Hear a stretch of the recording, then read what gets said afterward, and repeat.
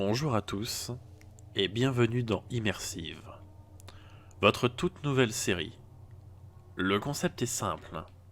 Vous allez être plongé au cœur d'une histoire contée par mes soins, en complète improvisation et en totale immersion. Allongez-vous, asseyez-vous et profitez de cette histoire que je vous offre. Nous sommes le soir de Noël. En ce 24 décembre, vous êtes un jeune enfant attendant paisiblement le Père Noël dans un orphelinat délabré et pauvre. Vous regardez autour de vous et vous voyez les quelques rares autres enfants qui vous entourent. Une petite fille, un petit garçon, une autre petite fille. Et, à leur côté, votre encadrant, la personne chargée de vous surveiller. Elle vous regarde de loin, sans vraiment trop faire attention à vous. Le regard vide, comme si on lui avait retiré son âme et sa joie de vivre il y a de cela plusieurs années. Le soir tombe petit à petit, et vous êtes tout excité. Cela fait plusieurs années que vous êtes dans cet orphelinat. Et cependant, vous n'avez pourtant jamais eu de véritable cadeau de Noël. Chaque Noël, il n'y avait pour vous qu'une orange, au pied du maigre sapin mort qui trône dans le salon de l'orphelinat. Le bruit des gouttes d'eau est ce qui s'entend le mieux, tombant dans les seaux, prévus pour recueillir l'eau des trous du plafond. Quand je disais que cet orphelinat était délabré, c'était pas pour vous mentir. Il est effectivement en piteux état. En plein hiver, vous êtes tous collés autour du chauffage d'appoint, une espèce de brûleur au charbon qui vous maintient chaud dans cet hiver glacial. Car en effet, la plupart des vitres de l'orphelinat sont brisées. Les murs laissent passer le froid et l'air. Certaines pièces de la maison sont même gelées, avec de la glace recouvrant les murs et les vitres. Le vent hurle sur les murs et les fenêtres. Les rares volets qui tiennent encore frappent violemment contre les murs. Depuis le nombre d'années que vous êtes dans cet orphelinat, vous vous êtes bien sûr habitué, mais il vous arrive encore de faire des cauchemars et de vous réveiller à cause de ces violents bruits. Alors que l'heure de se coucher approche, vous engloutissez votre maigre repas, un quignon de pain rassis et une soupe qui ne doit plus être du premier jour. Les autres enfants autour de vous mangent en silence. Cela fait bien longtemps que vous n'avez entendu ni rire ni voix joyeuse. La femme qui s'occupe de vous mange elle également son quignon de pain et sa soupe dans le plus grand des silences. Un silence religieux que la jeune femme va briser afin de vous ordonner d'aller au lit. Dans d'autres établissements, on vous aurait sommé de vous nettoyer les dents. Cependant, l'absence de moyens total de cette infrastructure ne permet même pas de vous offrir des brosses à dents. C'est donc l'estomac criant famine que vous montez à l'étage, prêtant attention à ne pas passer au travers de l'escalier, pour regagner le dortoir. Vous dormez tous dans la même chambre, dans des lits rouillés, avec des matelas troués. L'une des enfants s'est même déjà retrouvée avec un ressort planté dans le dos, tellement les matelas sont en mauvais état. C'est donc dans le froid et sous la légère couette que vous tentez de vous endormir, comme tous les soirs depuis maintenant 6 ans. Vous vous endormez. Vos paupières commencent à devenir lourdes, et très vite, vous sombrez dans les bras de Morphée. Cependant, pour vous, la nuit fut assez courte, car vous vous réveillez à cause d'un bruit. Effectivement, l'un des enfants s'est levé pour aller jusqu'aux toilettes. Quand je parle de toilettes, je parle bien sûr de l'extérieur du bâtiment, car la tuyauterie est depuis plusieurs années bouchée, et donc totalement hors d'usage. L'envie commence à vous prendre également, et tandis que vous vous levez, vous faites grincer et craquer les planches du parquet. Tentant d'y aller à tâtons pour ne point réveiller les autres, vous faites de votre mieux pour vous échapper discrètement du dortoir. Descendant les frêles escaliers, vous cherchez des yeux votre ami qui est parti quelques minutes plus tôt aux toilettes.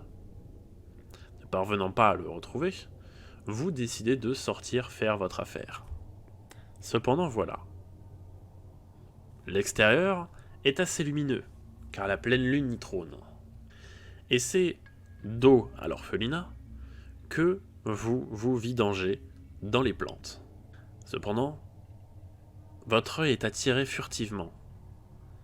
Une sorte d'ombre est passée devant vous. Vous vous retournez donc, constatant qu'il n'y a rien sur le toit du bâtiment. Car en effet, en fonction de la projection de la lumière de la lune et de la position du bâtiment, cette ombre venait du toit. Plus précisément, proche de la cheminée. Remontant votre pantalon, vous vous dépêchez de retourner à l'intérieur, pensant que c'est le Père Noël qui arrive. Très heureux que cette année, il vous apporte peut-être un peu plus de cadeaux qu'une orange. Vous avez toujours rêvé d'avoir un petit train. Un petit train avec lequel pouvoir jouer. Car les maigres jouets dont vous disposez sont quasiment à l'état de déchets. Car des générations d'enfants sont passés dessus, les faisant vivre plus que de nécessaire.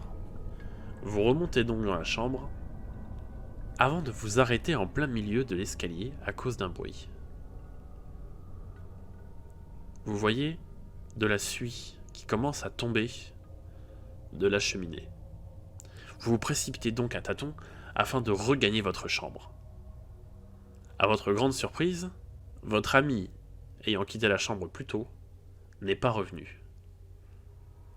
C'est donc par peur que le Père Noël le croise que vous retournez le chercher.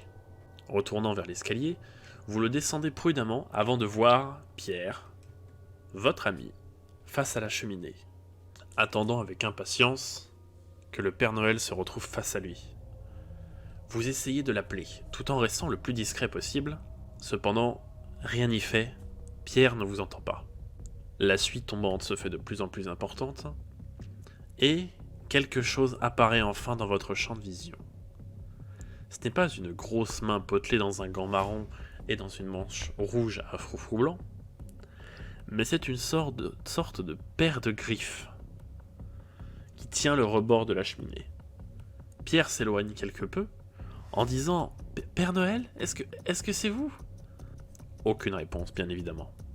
La créature, appelons-la comme ça, qui à présent descend de la cheminée est assez cauchemardesque. Sorte de créature aux membres rachitiques, avec de longues griffes au bout des doigts, et avec une sorte de visage de clown, presque mécanique. Cependant, il porte sur sa tête effectivement un bonnet de Noël. La créature a la tête renversée dans un sens dans lequel une tête ne devrait normalement pas être, s'approche telle une araignée de Pierre. Ne pouvant que constater le spectacle, transi de peur, vous ne perdez pas une seule miette de la scène qui suit. La créature, au lourd sac sur le dos, tranche d'un coup de doigt la tête de Pierre, roulant sur le sol. Des larmes coulent sur vos joues et vous vous mordez la lèvre afin de ne pas hurler de peur. La créature dépose son sac et ramasse la tête de Pierre, la mettant avec les autres. Vous tentez de remonter discrètement, mais votre jambe passe au travers de l'escalier. Le visage de la créature se tourne rapidement vers vous, et elle avance, lentement mais sûrement, dans votre direction. Vous vous dépêchez donc d'essayer de retirer votre jambe. Vous vous plantez une écharde assez profonde à la jambe, ce qui vous fait saigner. Mais vous parvenez cependant à retirer votre jambe du trou. Vous rampez sur le sol avant de vous redresser pour courir dans la chambre. Vous ouvrez la porte en grand afin de prévenir vos camarades du danger qui rôde. Cependant, la créature était déjà là. tenant les 5 têtes de vos autres amis sur chacune de ses griffes, les glissant délicatement dans un sac. Vous ne comprenez pas comment elle a pu arriver là, et vous vous demandez même à présent s'ils ne sont pas deux, le Père et la Mère Noël. Vous courez dans le sens inverse, regardant sur votre gauche. Dans l'escalier se trouve bel et bien la première créature. La seconde, quant à elle, avance doucement derrière vous, avec l'objectif de bien récupérer votre tête. Vous courez vers la chambre de votre encadrante, bourrinant sur la porte. Elle finit par vous ouvrir en vous hurlant dessus, vous sommant de lui dire ce qu'il se passe. Vous la prévenez, vous la tirez par la main lui disant que des monstres veulent sa peau et qu'ils ont déjà eu ses amis. Vous retournant, vous constatez que les 2 créatures sont au bout du couloir et que votre encadrante ne les voit pas. Elle vous hurle donc dessus lui disant de ne pas réveiller les gens dans la nuit pour une simple blague, mais, pleurant, à chaudes larmes, vous lui demandez quand même si vous pouvez rentrer dans sa chambre. Elle refuse et elle avance dans le couloir pour vous prouver qu'il n'y a bel et bien rien, avant de se retrouver avec un pieu planté dans le cœur. Son corps s'effondre au sol dans une mare de sang, et vous vous retrouvez seul dans la bâtisse, avec ces 2 clowns de Noël. Vous courez donc dans la chambre, fermant la porte. Vous tentez de mettre la commode devant, mais de votre frêle corps d'enfant, vous n'y parvenez malheureusement pas. Vous décidez donc de vous cacher sous le lit. La poignée se tourne lentement et la porte s'ouvre dans un léger grincement. Les 2 créatures entrent à pas de velours et font le tour du lit. Vous tentez de retenir votre respiration au mieux, mais voilà, les créatures savent où vous êtes. D'un coup, des lames transpercent le matelas et viennent attraper vos vêtements. Vous êtes cloué au sol sous le matelas. D'un violent coup, la créature tire le lit et vous vous retrouvez face à ces 2 monstres.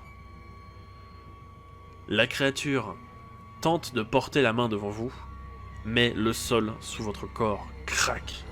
Vous tombez à l'étage inférieur et c'est le blackout. Vous tombez dans les pommes. Vous ne savez pas combien de temps vous avez dormi, mais la chaude lumière du jour parvient sur votre visage. Il y a également des bruits de sirènes tout autour de vous. Un homme s'approche, visiblement un officier de police. Il hurle à ses camarades qu'il vous a trouvé. Cependant, il ne vous prend pas tout de suite sous son aile, et c'est le capitaine de police qui arrive. Marmonnant quelque chose, vous entendez brièvement qu'il parle de vous comme étant le responsable de quelque chose. Vous émergez un peu plus afin de voir vos bras et vos mains maculés de sang, mais pas le vôtre. Non loin de vous, vous découvrez un couteau. Un long couteau de boucher, également maculé de sang.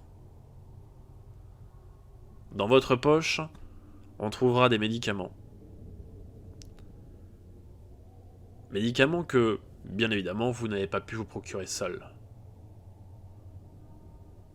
On vous emmènera donc dans un institut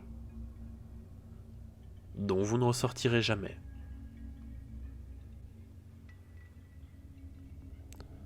Vous ne saurez donc jamais le fin mot de cette histoire. Que s'est-il vraiment passé dans la nuit de ce 24 au 25 décembre? Qui était là? Que s'est-il passé? Que font ce couteau et ces médicaments sur vous? Quels étaient ces 2 clowns de Noël? Un mystère entier au cœur de votre immersion.